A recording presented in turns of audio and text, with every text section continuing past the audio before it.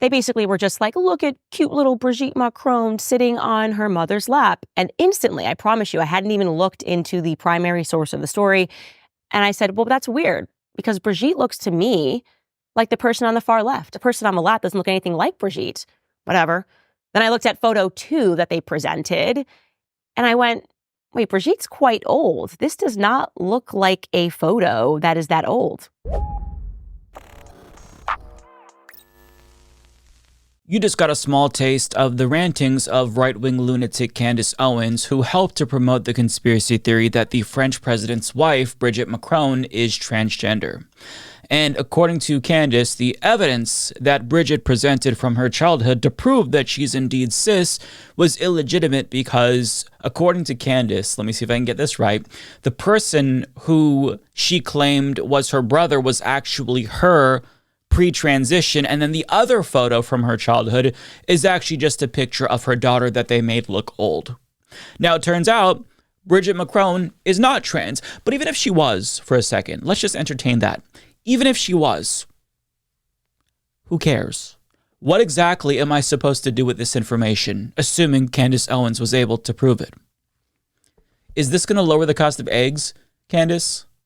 Who is and isn't trans is none of anybody's business, and trans women are women, period, so it doesn't change anything about Brigette. And to even care at all about this, you have to be an idiot or a pervert, or both. I mean, you never met Brigette, so why would you care so much about whether or not she's trans? I'm trying to figure out, like, why? What goes through the brains of people like Candace Owens? Now, in the end, 2 French YouTubers who also propagated this lie were actually sued for libel in order to pay 8,000 euros to Brigette and another 5,000 to her brother. But in all fairness to Candace, she didn't start this conspiracy theory, but I mean, she certainly helped to popularize it and she made it go viral.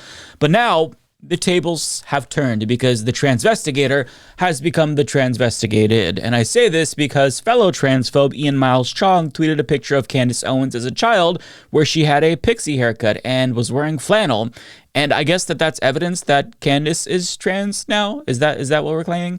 Now, when somebody pointed out to him that she's cis because she's pregnant, he responded with another picture of Candace Owens where he insinuates that she has a penis because of the way her pants is. Now, there's also this screenshot circulating on Twitter of somebody claiming, without evidence, by the way, that they knew Candace before she transitioned and they know her dead name. But while this intellectually stimulating conversation took place, guess what Candace Owens was doing? She was continuing to double down on this now years-long transvestigation of Brigette Macron, and she was promoting her investigative series, her quote-unquote investigative series, proving that Brigette Macron is trans. And I wish that I could tell you that this was an isolated incident of idiocy, but it's not. In fact, it happens all the time.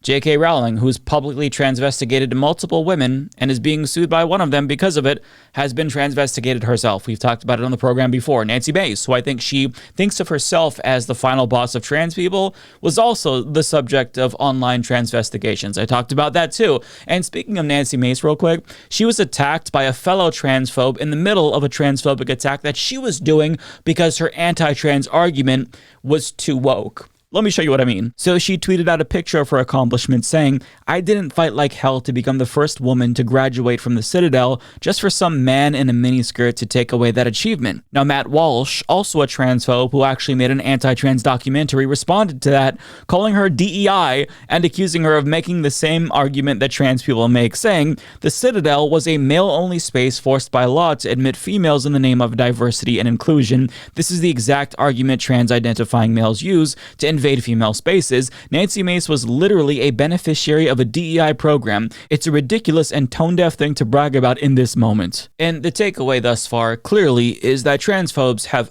actual brain damage, and the hate and vitriol that they spew almost always comes back around to them.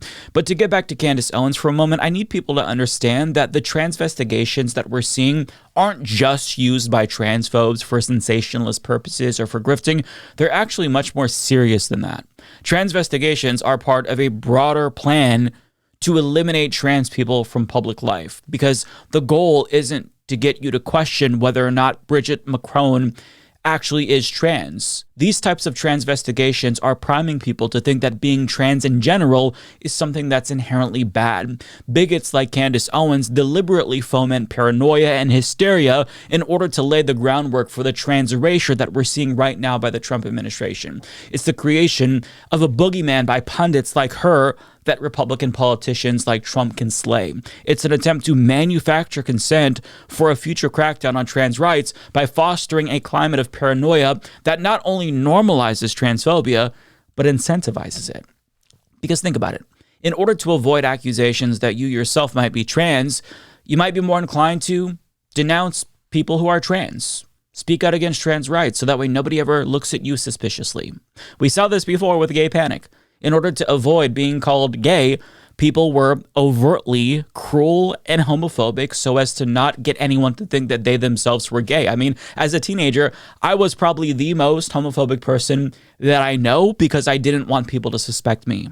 Because the climate of paranoia cultivated by politicians and pundits when I was a teenager made everyone in the country so hysterical and paranoid that I felt like I had to be homophobic.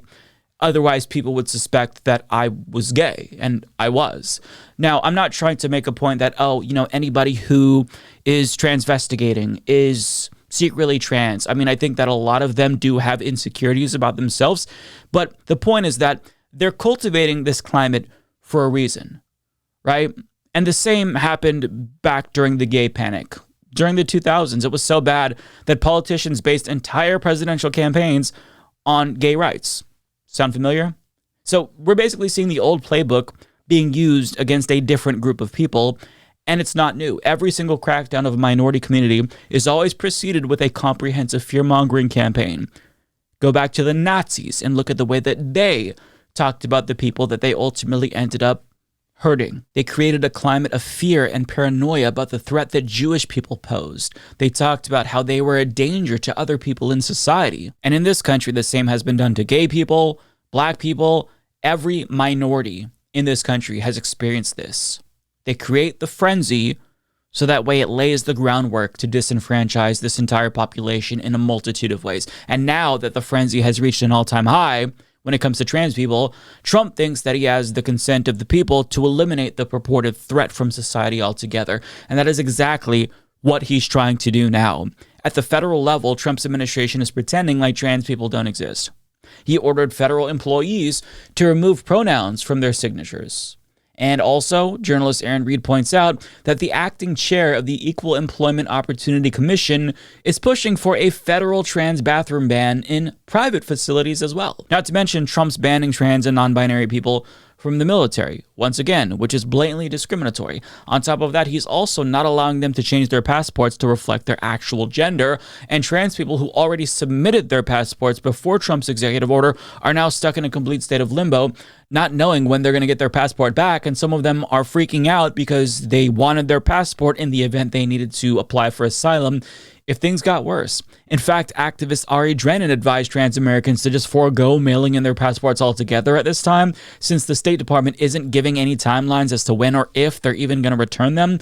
And some trans people are reporting that they're actually being denied passports altogether. Even if they agree to be registered as the incorrect gender, they just want to have their passport just in case. And some people are not getting their passports at all. And the ones who are being affected by this are sharing their stories on TikTok, and it is genuinely alarming. They stated that they would at first give me a passport that had the male identifier on it, though I have my sex legally changed to female. And after claiming that they would give me the male one, I said any is fine as long as I'm able to travel. They came back and said that actually, this is the first we're hearing that, and we won't be able to give you that either. We won't be able to give you any passport. We have no further information. They will not give me any passport with any name, gender, sex of any form. And that is the case of what we are dealing with right now in the United States. There is an effective travel ban. If you are trying to get a passport and you've had any sort of change with your gender, I've heard a lot of people saying things like, oh, it's fine if you just want to get a passport with your old gender, it's fine. That's not true. They will not give it to me. And when I asked for more answers, I only left the office under threat of arrest.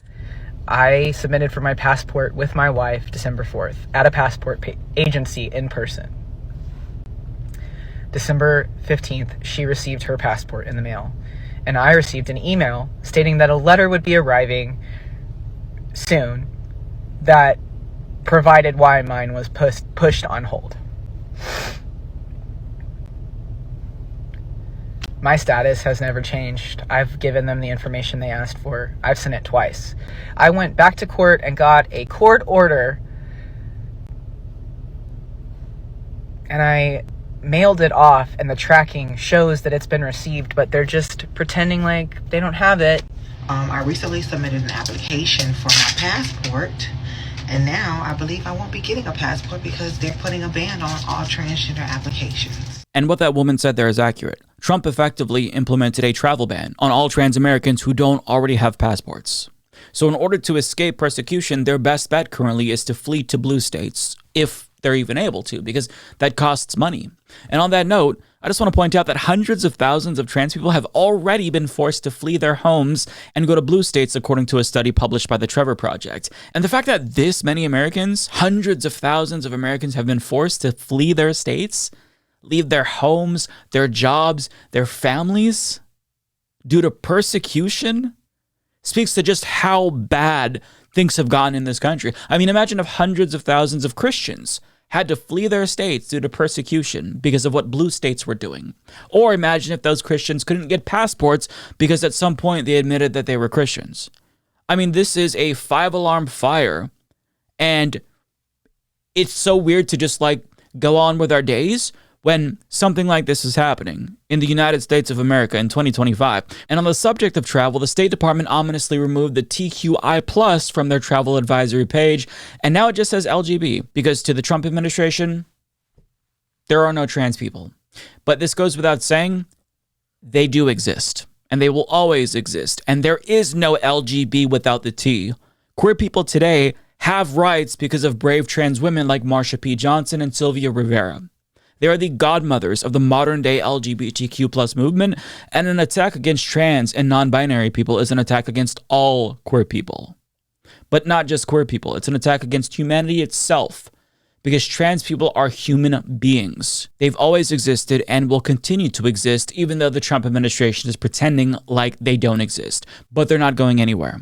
Still, that hasn't stopped the Trump administration from trying to do everything in their power to make life more difficult for trans people, more difficult than it already is, regardless of which state they're in. And I say this because Trump also signed a potentially deadly executive order targeting gender-affirming healthcare for trans people under the age of 19. So just to be clear, we're talking about adults too. Now, journalist Aaron Reed did a thorough line-by-line breakdown of Trump's executive order that I'm going to link to down below.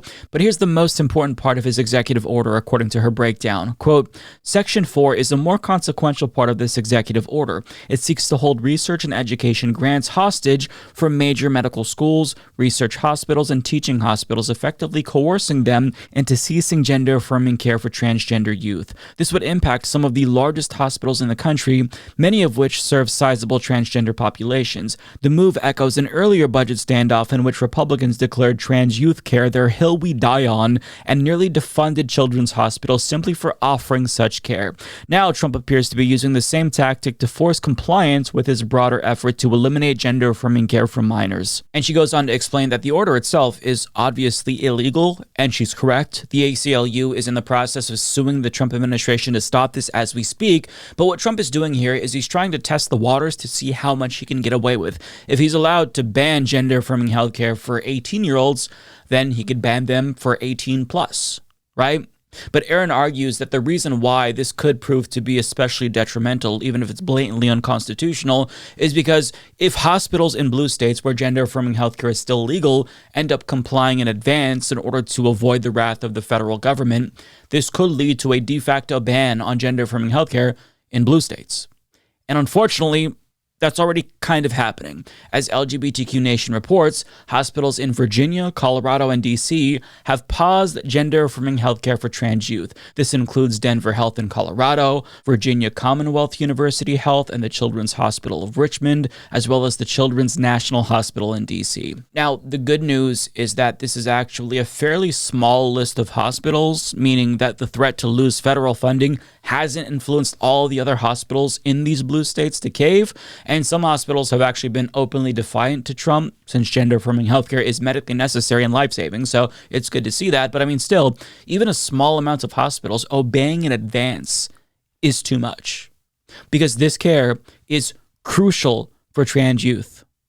Having said that, it is nice to see the resistance, but it's really going to come from the courts to get the final say. And, you know, the courts have been captured by reactionaries as well. But for the most part, when you go too far, sometimes you end up fucking yourself over. Like Trump signed that executive order trying to get rid of birthright citizenship, and a Republican judge was like, no, you can't do this. So we'll see what happens here. I think it depends on the judge. But, you know, aside from resistance that we're seeing from medical providers, which is encouraging, teachers also across the country have been very defiant in the face of Trump's discriminatory anti-trans executive orders. Aaron Reed also talks about this as well, and I'll link to that down below. So Trump is learning that his power isn't actually unlimited, but that's not going to change the fact that he's still able to do quite a bit of damage.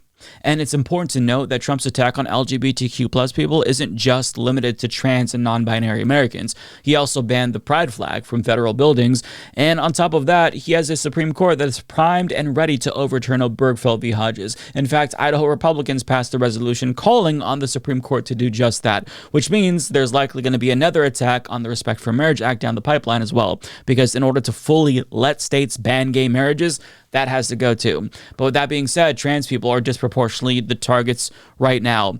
But as it stands, the changes that Trump is making, they're not permanent. That's the good news. All of these executive orders that he's signing, they can be undone by a future Democratic administration. But that's not going to change the fact that the damage that he's causing, though temporary, is significant. And it is going to be irreversible for a lot of people, namely at-risk trans youth. Again, gender-affirming healthcare is life-saving and medically necessary. I cannot stress that enough. And denying this care to them is a gross violation of their human rights. And I've talked about the importance of gender-affirming healthcare for trans youth before, but I think that Some More News really had the best segment I've ever seen on this. They put out a comprehensive analysis written by a trans woman and explain why this is so crucial to the life of trans people. So I'll link to that down below, because they address everything, detransitioners and the genocidal propaganda campaign against trans people. And I think it's so important right now, especially for us, to arm ourselves with this kind of knowledge in order to combat the lies that are being told about trans people. Because as I explained at the beginning of this video with Candace Owens and whatnot, the lies and hysteria surrounding trans people is a necessity for their political subjugation. And if you disarm transphobes of their arguments and you confront transphobia head on, politicians like Donald Trump wouldn't feel like they have a mandate to eradicate the so-called threat that trans people pose. And I'm not going to lie, we've got our work cut out for us. It's going to be a very exhausting couple of years ahead, but we're going to fight, right? Because I refuse to accept that my niece is going to grow up in a world that doesn't accept her for who she is. Fuck that.